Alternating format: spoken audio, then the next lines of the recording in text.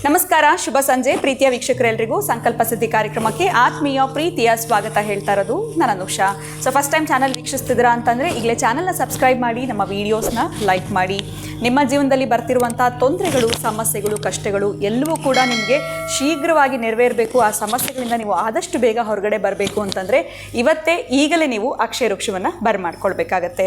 ಇನ್ನು ಪ್ರತಿಯೊಂದು ವಿಚಾರಗಳ ಬಗ್ಗೆ ನಮಗೆ ವೀಡಿಯೋಸ್ನಲ್ಲಿ ಉಪಯುಕ್ತವಾಗಿರುವಂಥ ಮಾಹಿತಿಗಳು, ಸರಳವಾಗಿರುವಂಥ ಪರಿಹಾರಗಳನ್ನ ತಿಳಿಸ್ಕೊಡುವಂತಹ ಸ್ಪಿರಿಚುವಲ್ ಗುರು ಡಾಕ್ಟರ್ ವಿಷ್ಣುದತ್ತ ಗುರುಜಿಯವರಿದ್ದಾರೆ. ಗುರುಗಳನ್ನ ಕಾರ್ಯಕ್ರಮಕ್ಕೆ ಬರ್ಮಾಡ್ಕೊಡೋಣ. ನಮಸ್ತೆ ಗುರುಗಳೇ, ಕಾರ್ಯಕ್ರಮಕ್ಕೆ ಭಕ್ತಿಯ ಸ್ವಾಗತ. ಗುರುಗಳೇ, ಇವತ್ತಿನ ಪ್ರಶ್ನೆ ಏನು ಅಂತಂದರೆ, ಇವತ್ತು ನಾನು ಕೇಳ್ಪಟ್ಟಿರುವಂಥ ವಿಚಾರ ಕೆಲವು ದಿನಗಳ ಹಿಂದೆ ಅಷ್ಟೇ ನಮ್ಮ ಫ್ರೆಂಡ್ ಕಡೆಯಿಂದ ಈ ವಿಚಾರ ಗೊತ್ತಾಯಿತು. ಅದನ್ನು ತಮ್ಮ ಮುಂದೆ ಇಡಬೇಕು ಅಂತ ಅಂದ್ಕೊಂಡಿದ್ದೀನಿ. ಹೀಗೆ ಒಂದು ಮದುವೆಗೆ ಅವರು ಹೋಗಿದ್ರಂತೆ. ಹೋಗಿದ್ದಾಗ ಅಲ್ಲಿ ನಡೆದಂತಹ ವಿಚಾರ ಇದು. ಈ ಫೋಟೋಗ್ರಾಫರ್ಸು ಮುಂಚಿತವಾಗಿ 80% ಅಡ್ವಾನ್ಸ್ನ ನೀವು ಕೊಡಬೇಕು ಅಂತ ಹೇಳಿದ್ರಂತೆ. ಯಾಕೆ ಅನ್ನೋ ಒಂದು ಪ್ರಶ್ನೆ ನಾನು ಕೇಳಿದೆ. ಯೂಶಲಿ ನಾವು 10-15% ಮದುವೆ ಎಲ್ಲ ಆಗಿ ಆಲ್ಬಮ್ ರೆಡಿ ಆದಮೇಲೆ ಉಳಿದ ಹಣವನ್ನು ಕೊಡುವಂಥದ್ದು ಸರ್ವೇ ಸಾಮಾನ್ಯ.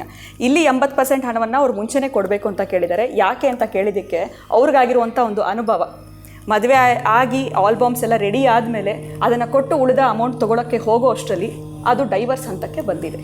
ಹೆಣ್ಣಿನ ಮನೆ ಕಡೆ ಹೋಗಿ ದುಡ್ಡು ಕೇಳಿದ್ರೆ ಗಂಡಿನ ಮನೆ ಕಡೆ ಕೇಳಿ ಅಂತಾರೆ, ಗಂಡಿನ ಮನೆ ಕಡೆ ಕೇಳಿದ್ರೆ ಹೆಣ್ಣಿನ ಮನೆ ಕಡೆ ಕೇಳಿ ನಮ್ಮದು ಡೈವರ್ಸ್ ಆಗಿದೆ ಅಂತ. ಸೊ ಇಂಥ ಪರಿಸ್ಥಿತಿಗೆ ನಾವು ಯಾಕೆ ಬಂದಿದ್ವಿ, ಈ ಒಂದು ದುಸ್ಥಿತಿಗೆ ಹೋಗೋದಕ್ಕೆ ಕಾರಣ ಏನು, ಇದು ನಿಜವಾಗ್ಲೂ ಶಾಕಿಂಗ್ ಅಂತ ಅನಿಸ್ತು. ಯಾಕಂದರೆ ಈ ಫೋಟೋಗ್ರಾಫರ್ಸು, ವೀಡಿಯೋಗ್ರಾಫರ್ಸ್ಗೆ ಸ್ವಲ್ಪ ನಾವು ಬುಕ್ ಮಾಡ್ತೀವಿ, ಬಂದ ಮೇಲೇ ಪೂರ್ಣ ಹಣ ಕೊಡುವಂಥದ್ದು. ಬಟ್ ಅವರಿಗೆ ಈ ಒಂದು ಅನುಭವ ಆಗಿದೆ. ಮದುವೆ ಆಲ್ಬಮ್ ಎಲ್ಲ ರೆಡಿ ಮಾಡಿ ಕೊಡೋಕ್ಕೆ ಹೋದರೆ ಈ ಥರ ಹೇಳ್ತಾ ಇದ್ದಾರೆ. ಇದು ನಿಜಕ್ಕೂ ಒಂದು ರೀತಿ ಶಾಕಿಂಗ್ ಅನಿಸ್ತು. ಆ ಆಲ್ಬಮ್ ರೆಡಿ ಆಗೋಷ್ಟರಲ್ಲೇ ಇಲ್ಲಿ ಡೈವರ್ಸ್ ಹಂತಕ್ಕೆ ಹೋಗಿದ್ದಾರೆ ಅಂದರೆ ಹೇಗೆ ಇದು?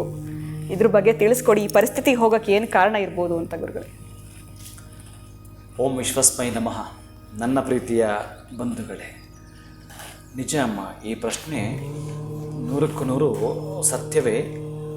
ಎಲ್ಲಿಗೆ ನಾವು ಈ ಧಾವಂತದ ಸ್ಥಿತಿಯಲ್ಲಿ ಹೋಗಿ ತಲುಪಿದ್ದೀವಿ ಅಂತಂದರೆ, ಮನೆಯಲ್ಲಿ ಹಿರಿಯರಿಗೆ ನಮಸ್ಕಾರವನ್ನು ಮಾಡದೆ ತಿರಸ್ಕಾರವನ್ನು ಮಾಡುವಂಥದ್ದು, ನಮಸ್ಕಾರವನ್ನು ಮಾಡದೆ ತಿರಸ್ಕಾರವನ್ನು ಮಾಡುವಂಥದ್ದು. ಇನ್ನು ಸಂಸಾರ, ಸಂಸ್ಕಾರ, ಈ ಸಾಕ್ಷಾತ್ಕಾರಗಳ ಅರಿವು ನಯಾ ಪೈಸೆ ಆ ಕುಟುಂಬದಲ್ಲಿ ಇಲ್ಲದೆ ಇರತಕ್ಕಂತಹದ್ದು. ಹಿರಿಯರು, ಗೌರವ, ಈ ಪ್ರೀತಿ ಆಧಾರಗಳು, ವಾತ್ಸವಗಳು ಏನೂ ಕೂಡ ಅಂತಹ ವಾತ್ಸಲ್ಯಗಳೇ ಕಾಣ್ತಾ ಇಲ್ಲ. ಅದಕ್ಕಾಗಿ ಹೀಗೆ ನಡೆದು ಹೋಗ್ತಿದ್ದಾವೆ. ನೀವು ಚೆನ್ನಾಗಿ ನೆನಪಿಡಿ, ಮದುವೆ ಅಂತಂದರೆ ಇನ್ನು ಶಾಸ್ತ್ರೋಕ್ತವಾಗಿ ಇನ್ನು ಈ ಕಾಲಗರ್ಭದಲ್ಲಿ ಎಲ್ಲ ಹಳಿದು ಹೋಗಿವೆ. 40 ದಿನಗಳು ಮಾಡ್ತಿದ್ರು ಮದುವೆ. 15 ದಿನಕ್ಕೆ ಬಂತು, 8 ದಿನಕ್ಕೆ ಬಂತು, 5 ದಿನಕ್ಕೆ ಬಂತು, 3 ದಿನಕ್ಕೆ ಬಂತು, 2 ದಿನಕ್ಕೆ ಬಂತು. ಈಗ 2 ತಾಸಿಗೆ ಬಂದಿದೆ. ಖಂಡಿತ 2 ತಾಸಿಗೆ ಮದುವೆ ಬಂದಿದೆ. ಅಂದರೆ ಇಬ್ಬರು ಒಬ್ಬರಲ್ಲೊಬ್ಬರು ನೋಡಿಕೊಂಡ್ರೆ ಎಲ್ಲೋ ಹೋಗಿ ತಾಳೆ ತೊಗೊಂಡು ಮದುವೆ ಮಾಡ್ಕೊಂಡು ಹೋಗ್ತಿರ್ತಾರೆ. ಏನು ಅರ್ಥ ಮಾಡ್ಕೊಂಡಿದ್ದಾರೆ? ಅವ್ರಿಗೆ ಯಾವುದೋ ಒಂದು ಅಟ್ರಾಕ್ಷನ್ ಅವರನ್ನು ಲಾಕ್ ಮಾಡ್ಕೊಂಡು ಹೊರಟು ಹೋದರು. ಇದೆಲ್ಲ ಒಂದು ಕಡೆ ಆದರೆ, ಇನ್ನು ತಂದೆ ತಾಯಿಗಳು ಮಕ್ಕಳಿಗೆ ಸಂಸ್ಕಾರವನ್ನು ಕಲಿಸದೇ ಇರತಕ್ಕಂಥದ್ದು. ಈಗ ನಾನು ಒಂದು ಮೆಸೇಜಿನಲ್ಲಿ ಕೊಡಬೇಕಾದ್ರೆ, ಈ ಕೋರ್ಟಲ್ಲಿ ಹೋಗಬೇಕಾದ್ರೆ ಜಡ್ಜ್ ಮುಂದ್ಗಡೆ ಸತ್ಯವನ್ನು ಹೇಳ್ತೇನೆ, ಸತ್ಯವನ್ನು ಹೇಳ್ತೇನೆ, ಸತ್ಯವನ್ನು ಹೇಳ್ತೇನೆ ಅಂತ 3 ಸಲ ಭಗವದ್ಗೀತೆ ಪುಸ್ತಕದ ಮೇಲೆ ಕೈ ಇಟ್ಟುಬಿಟ್ಟು ಹೇಳಿಸ್ತಾರೆ, ಪ್ರಮಾಣ ಮಾಡಿಸಿ ಹೇಳಿಸ್ತಾರೆ. ಇದೇ ಭಗವದ್ಗೀತೆ ಪುಸ್ತಕ ಸ್ಕೂಲಲ್ಲಿ ಪಠ್ಯ ಪುಸ್ತಕ ಹಾಗೆ ಮ್ಯಾಥ್ಸ್, ಸೈನ್ಸ್, ಸೋಷಿಯಲ್, ಕನ್ನಡ ಈ ಸಬ್ಜೆಕ್ಟ್ ಥರ ಇದು ಒಂದು ಸಬ್ಜೆಕ್ಟ್ ಇಟ್ಟು ಬಿಟ್ಟರೆ ಅವನು ಆ ಕೋರ್ಟ್ ತನಕ ಬರೋದೇ ಇಲ್ಲ. ಅಷ್ಟು ಸಂಸ್ಕಾರವಂತನಾಗ್ತಾನೆ. ನಾವೆಲ್ಲ ಸಂಸ್ಕಾರದಲ್ಲಿ ಕೊಡ್ತಾ ಇದ್ದೀವಿ. ಓ ಭಗವದ್ಗೀತೆನಾ, ಓ ರಾಮಾಯಣನ ವಯಸ್ಸಾದ್ಮೇಲೆ ಓದೋದು ನಾವು. ಅಂದರೆ ವಯಸ್ಸಾದ್ಮೇಲೆ ಓದೋಂಥ ಪುಸ್ತಕ ಅದು. ಈಗ ಮಸ್ತಕದಲ್ಲಿ ತುಂಬಿದ್ದೀವಿ ನಾವು. ಆಮೇಲೆ ಸಂಸ್ಕಾರಗಳು ಗೊತ್ತೇ ಇಲ್ಲ. ನೀವು ನೋಡಿ, ಮನೆಯಲ್ಲಿ ಮಕ್ಕಳಿಗೆಲ್ಲ ದೊಡ್ಡವರು ಬಂದರೂ ಕೂಡ ಈ ಕಾಲ ಮೇಲೆ ಕಾಲು ಹಾಕ್ಕೊಳ್ಳೋದು, ಹೇಗೆಂದರೆ ಹಾಗೆ ಆ ಬಟ್ಟೆಗಳು ಹಾಕಿರ್ತಾರೆ, ಮೊಬೈಲಲ್ಲೇ ಇರ್ತಾರೆ, ಎಂತಹದ್ದು ಇಲ್ಲ. ಇವೆಲ್ಲ ಒಂದು ಪಕ್ಕಕ್ಕೆ ಸಂಸ್ಕಾರ ಅಂತ ಮಾತಾಡ್ಲಿಕ್ಕೆ ಹೋದ್ರೆ ಇನ್ನು ಬರ್ತವೆ ನನ್ನ ಬಾಯಿಂದ ಹಾಗೆ. ಅದಕ್ಕಾಗಿ ಇದನ್ನು ನಾನು ಕಟ್ ಮಾಡಿ ವಿಷಯಕ್ಕೆ ಬರೋದಾದರೆ, ಈ ಮದುವೆ ನಡೆಯುವಂಥ ಸಂದರ್ಭದಲ್ಲಿ ನಾಳೆ ಬೆಳಗ್ಗೆ 9:50ರಿಂದ 10:50 ಒಳಗೆ ಸಲ್ಲುವ ಶುಭ ಮಿಥುನ ಲಗ್ನದಲ್ಲಿ ಶುಭ ವಿವಾಹ ಅಂತ ಏನು ಹಾಕಿರ್ತಾರೋ, ಆ ಮುಹೂರ್ತಕ್ಕೆ ಮೊದಲೇ ಆ ಮುಹೂರ್ತದಲ್ಲಿ ಮಾತ್ರ ಈ ಹುಡುಗ ಹುಡುಗಿ ನೋಡಬೇಕು. ಅಲ್ಲಿ ತನಕ ನೋಡಿರಲ್ಲ. ಅದೇ ಪಾಣಿಗ್ರಹಣ, ಕೈ ಹಿಡಿತಕ್ಕಂತಹದ್ದು ವಿವಾಹ ಅಂತಕ್ಕಂತಹದ್ದೇ ಅದು ವಿಶೇಷ. ಅಲ್ಲಿ ಕರೆಕ್ಟಾಗಿ ಒಂದು ತೆರೆ ಇಟ್ಟಿರ್ತಾರೆ. ಆ ತೆರೆ ತೆಗೆದ ಕೂಡಲೇ ಆ ಒಂದು ಮುಹೂರ್ತದಲ್ಲಿಯೇ ಆ ಹುಡುಗನ ಕಣ್ಣನ್ನು ಹುಡುಗಿ ನೋಡುವಂಥದ್ದು, ಹುಡುಗಿಯ ಕಣ್ಣನ್ನು ಹುಡುಗ ನೋಡ್ತಕ್ಕಂತಹದ್ದು 33 ಸೆಕೆಂಡ್ ಕಣ್ಣು ರೆಪ್ಪೆ ಹಾಡ್ದಾಗೆ ನೋಡಬೇಕಂತೆ. ಅಲ್ಲಿ ಈ ಕಣ್ಣಿನ ಒಳಗಡೆ ಪ್ರಿಸಮ್ಸ್ ಇದೆಯಲ್ಲ, ಅದನ್ನು ಕ್ಯಾಚ್ ಮಾಡುತ್ತಂತೆ. ಜನ್ಮದ ಅನುಬಂಧ ಅಂತ ಒಂದು ಹಾಡಿನ ಹೇಳ್ತಿರಲ್ಲ, ಅಂತಹ ಜನ್ಮದ ನೆನಪುಗಳು ಬಹುಶಃ ಈ ದಂಪತಿಗಳು ಇವರಿಬ್ಬರಿಗೂ ಕೂಡ ಮೊದಲೇ ಸ್ವರ್ಗದ ನಿಶ್ಚಿತವಾಗಿದೆ ಅಂತಂದ್ರೆ. ಅಂದರೆ ಏನಿಲ್ಲಿ ಒಂದು ಶ್ಲೋಕವನ್ನು ಏನು ಹೇಳ್ತಾನೆ, ರೂಪೇಣ ಪಶುಪತ್ನಿ ಹಾಲ ಅಂತ ಏನು ಬರುತ್ತದು ಬಹುಶಃ ಜ್ಞಾಪಕ ಬಂದಾಗ ಹೇಳ್ತಾ ಬರ್ತೀನಿ. ಅಂತಹ ಶ್ಲೋಕದ ಪ್ರಕಾರ ಇವರಿಬ್ಬರೂ ಕೂಡ ಹಾಗೆ ಲಾಕಿಂಗ್ ಸಿಸ್ಟಮ್ ಇದೆ. ಇದೆಲ್ಲಿದೆ ಇವತ್ತು? ಈ ತೆರೆ ಹೇಳೋಕೆ ಮೊದಲೇ ಇವರು ಮರೆಯಲ್ಲಿ ಎಷ್ಟು ಸಲ ಭೇಟಿಯಾಗಿದ್ದಾರೋ ಎಂಗೇಜ್ಮೆಂಟ್ ಆಗಿರುತ್ತೆ, ಮತ್ತೊಂದಾಗಿರುತ್ತೆ, ಇನ್ನೊಂದಾಗಿರುತ್ತೆ. ಅಷ್ಟೇ ಯಾಕೆ, ಹಿಂದಿನ ದಿವಸ ರಿಸೆಪ್ಷನ್ ಆಗಿರುತ್ತೆ. ರಿಸೆಪ್ಷನ್ ಮುಗಿಸಿದ್ದೀವಿ ನಾವು. ಮುಹೂರ್ತದಲ್ಲಿ ಒಂದು ಇನ್ನು ಹೆಚ್ಚಿಗೆ ಇದನ್ನು ನಾನು ಮಾತಾಡೋದೇ ಇನ್ನು ಹೇಳ್ಕೊಂಡೋಗುತ್ತೆ. 3 ಕರೆಕ್ಟಾಗಿರ್ಬೇಕು ಇಲ್ಲಿ. ಬಹುಶಃ ಇಷ್ಟೆಲ್ಲ ತಪ್ಪುಗಳ ಮಧ್ಯೆ ಒಂದಷ್ಟು ಎಕ್ಸ್ಕ್ಯೂಸ್ ಕೊಡೋಣ ಅಂತಂದರೆ, ನೀವು ಮಾಡತಕ್ಕಂಥ ರಿಸೆಪ್ಷನಲ್ಲಿ ಒಂದು ಬಿಂದಿಗೆ ತುಂಬ ನೀರಿಟ್ಟು ಒಂದಷ್ಟು ಅರಿಶಿಣವನ್ನು ಹುಡುಗಿ ಕೈಯಿಂದ, ಒಂದಷ್ಟು ಅರಿಶಿಣವನ್ನು ಹುಡುಗನ ಕೈಯಿಂದ ಹಾಕ್ಸ್ತಕ್ಕಂತಹದ್ದು ಮಧ್ಯದಲ್ಲಿರ್ತಕ್ಕಂಥದ್ದು ನಿಮಗೆ ಎಕ್ಸ್ಕ್ಯೂಸ್ ಕೊಡಲಿಕ್ಕೆ ಸಾಧ್ಯ ಇದೆ. ಯಾವತ್ತು ನೀವು ರಿಸೆಪ್ಷನ್ ಮಾಡ್ತೀರಲ್ಲ ಆ ದಿನ. ಇನ್ನು ಎರಡನೆಯದು, ಏನು ಮುಹೂರ್ತ ಅಂತ ಮಾಡ್ತಿರೋ ಆ ಮುಹೂರ್ತ ಸಂದರ್ಭದಲ್ಲಿ ಸಮನ್ಮಾಲಾ ಅಂತ ಬರುತ್ತೆ, ಸಜೀಕಾಗುಡ ಅಂತ ಬರುತ್ತೆ. ಸಮನ್ಮಾಲಾ, ಸಜೀಕಾಗುಡ, ಮಾಂಗಲ್ಯಧಾರಣ, ಸಪ್ತಪದಿ ಇವು ಲಗ್ನದಲ್ಲೇ ನಡೆಯಬೇಕು. ಆ ಲಗ್ನ ಬಹಳ ಅದ್ಭುತವಾಗಿರಬೇಕು. ಆ ಲಗ್ನದಲ್ಲಿ ಯಾವುದೇ ಕಾರಣಕ್ಕೂ ಬರೀ ಸಪ್ತಮ ಶುದ್ಧಿ ಅಷ್ಟೇ ನೋಡಿಬಿಡುತ್ತಾರೆ. ದ್ವಿತೀಯದಲ್ಲಿ ಕುಜನಿರಬಾರದು, ಚತುರ್ಥದಲ್ಲಿ ಕುಜನಿರಬಾರದು, ಅಷ್ಟಮದಲ್ಲಿ ಕುಜನಿರಬಾರದು, ಸಪ್ತಮದಲ್ಲಿ ಕುಜನಿರಬಾರದು, ಆಮೇಲೆ ವೇದಲ್ಲೂ ಕುಜನಿರಬಾರದು. ಹೀಗೆ ನೀವು ಲಗ್ನವನ್ನು ಮ್ಯಾಚ್ ಮಾಡಿ 100ಕ್ಕೆ ಕೊಡಬೇಕು. ಇದನ್ನು ನೋಡೋದೇ ಇಲ್ಲ, ಈ ಚಾರ್ಟನ್ನು ಗಮನಿಸೋದೇ ಇಲ್ಲ.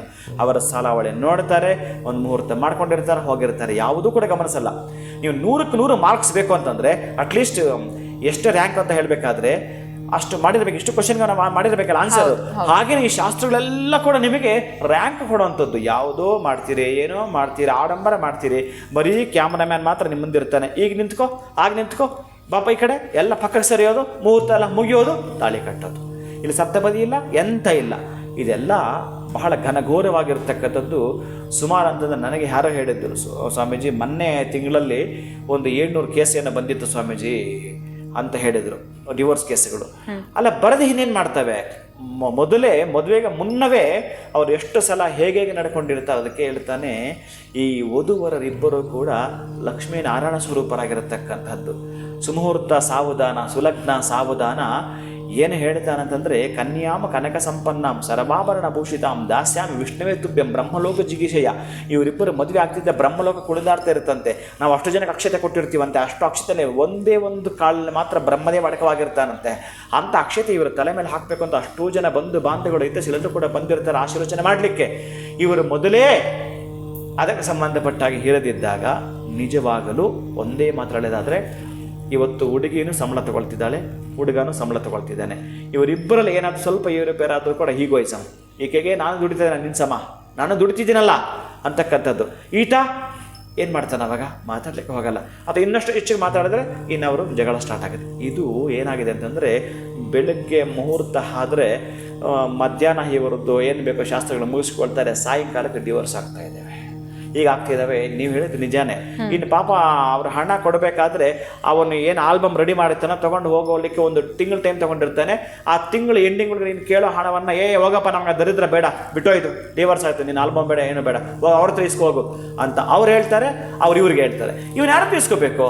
ಇಂತಹ ಪರಿಸ್ಥಿತಿಗೆ ತಲುಪಿದೆ. ಅದಕ್ಕೆ ನಾನು ಹೇಳೋದು, ನಾನು ಕೆಲವೊಂದು ಕಡೆ ಹೋಗ್ತೀನಿ, ಸಪ್ತಪದಿ ಮಾಡಿಸ್ಲಿಕ್ಕೆ ಮಾತ್ರ ಹೋಗ್ತೀನಿ. ನಾನು ಹೇಳಿದ ಪ್ರಕಾರ ಮದುವೆ ಇದನ್ನು ಮಾಡ್ಕೊಂಡ್ಮೇಲೆ 20 ವರ್ಷ ಅಲ್ಲ, ಅವರ 40 ವರ್ಷ ಇನ್ನು ಆಮೇಲೆ ಏನು ತಗೊಳ್ತಾರೆ ಬಿಡಿ, ಎಲ್ಲ ಹೇಳೋಕ್ಕಾಗಲ್ಲ. ರೆಹಮಾನ್ ಏನಾಯ್ತು ನೋಡಿ, ಎಲ್ಲಿಂದ ಎಲ್ಲಿಗೆ ಬಂದಿದೆ ನೋಡಿ. ಬಹುಶಃ ಹಾಗಿರುತ್ತವೆ. ಹಾಗಾಗಬಾರದು. ಅಟ್ಲೀಸ್ಟ್ ಸಂಸ್ಕಾರವನ್ನು ನೀವು ಮಾಡಲೇಬೇಕಾಗಿರ್ತಕ್ಕಂಥದ್ದು ಬಹಳ ಪ್ರಮುಖವಾಗಿರ್ತಕ್ಕಂಥದ್ದು. ಅದಕ್ಕೆ ಮನುಷ್ಯ ಹುಟ್ಟಿದಾಗಲೇ ಜನ್ಮತೋ ಜಾಯತೆ ಶೂದ್ರ, ಸಂಸ್ಕಾರನೇ ಜಾಯತೆ ದ್ವಿಜ ಅಂತ ಹೇಳ್ತಾನೆ. ದ್ವಿಜ ಅಂತಂದರೆ ಬ್ರಾಹ್ಮಣ ನಿಜ, ಆದರೆ ನೀನು ಬ್ರಾಹ್ಮಣ್ಯವನ್ನು ಪಡ್ಕೊಳ್ತಿದ್ದು ಪರವಾಗಿಲ್ಲ, ಅಟ್ಲೀಸ್ಟು ನಿನ್ನ ಕುಟುಂಬದ ಪೋಷಣೆಗಾಗಿ, ನಿನ್ನ ಕುಟುಂಬದ ಲಾಲನೆ ಪಾಲನೆಗಾಗಿ ಒಂದಷ್ಟು ಸಂಸ್ಕಾರಗಳು ಬೇಕಾಗ್ತವೆ ಅಂತಕ್ಕಂಥದ್ದನ್ನು ಹೇಳಲೇಬೇಕಾಗುತ್ತೆ. ನಾನು ಎಷ್ಟೋ ಸಲ ಹೇಳಿದ್ದೇನೆ, ಈ ಹಾಲಲ್ಲಿ ತುಪ್ಪ ಇದೆ ಅಂದ್ರೆ ತಗೊಂಡು ನೋಡೋಣ, ಆಗತ್ಯಾ? ಹಾಲಲ್ಲಿ ತುಪ್ಪ ಇದೆ ಅಂತ ಒಪ್ಕೊಳ್ತೀರಾ? ಹಾಲಲ್ಲಿ ತುಪ್ಪ ಇದೆ ಇಲ್ವಾ? ಆದರೆ ಅದನ್ನು ಮಾಡಬೇಕಲ್ಲ ಗುರುಗಳೇ ನಾವು ಹೆಪ್ಪ. ನಾನು ಕೇಳಿದ ಪ್ರಶ್ನೆ ಹಾಲಲ್ಲಿ ತುಪ್ಪ ಇದೆಯಲ್ವಮ್ಮ? ಇದೇ ಗುರುಗಳೇ. ಅಲ್ವಾ? ಹೌದು. ತಕೊಡೆ ಅಂದರೆ ಅದಕ್ಕೆ ಪ್ರೋಸೆಸ್ ಮಾಡಿ. ಗುಡ್. ನಂಗೆ ಈ ಪಾಯಿಂಟ್ ಬೇಕಾಗಿದೆ. ಯಾಕೆ ಬೇಕಾಗುತ್ತೆ ಅಂತಂದರೆ, ಹಾಲನ್ನು ಕಾಯಿಸುವ ಸಂಸ್ಕಾರಕ್ಕೆ ಒಳಪಡಿಸಿದರೆ, ಕಾಯಿಸುವ ಸಂಸ್ಕಾರಕ್ಕೆ ಒಳಪಡಿಸ್ತಕ್ಕಂಥದ್ದು ಯಾವಾಗ ಹಾಲನ್ನು ಕಾಯಿಸುವ ಸಂಸ್ಕಾರಕ್ಕೆ ಒಳಪಡಿಸಿ ಅದನಂತರ ಎಪ್ಪು ಹಾಕುವ ಸಂಸ್ಕಾರಕ್ಕೆ ಒಳಪಡಿಸಿ ಅದನ್ನು ಕಡಿದಾಗ ಬೆಣ್ಣೆ ಹಾಕ್ತಕ್ಕಂಥದ್ದು, ಆ ಬೆಣ್ಣೆಯನ್ನು ಕಾಯಿಸುವ ಸಂಸ್ಕಾರಕ್ಕೆ ಒಳಪಡಿಸಿದರೆ ಬಹು ಬಹು ಬಹು ದಿನಗಳು ಉಳ್ಕೊಳ್ತಕ್ಕಂಥ ತುಪ್ಪ ನಮಗೆ ಸಿಗುತ್ತೆ. ಮೊದಲೇ ಸಿಗಲ್ಲ.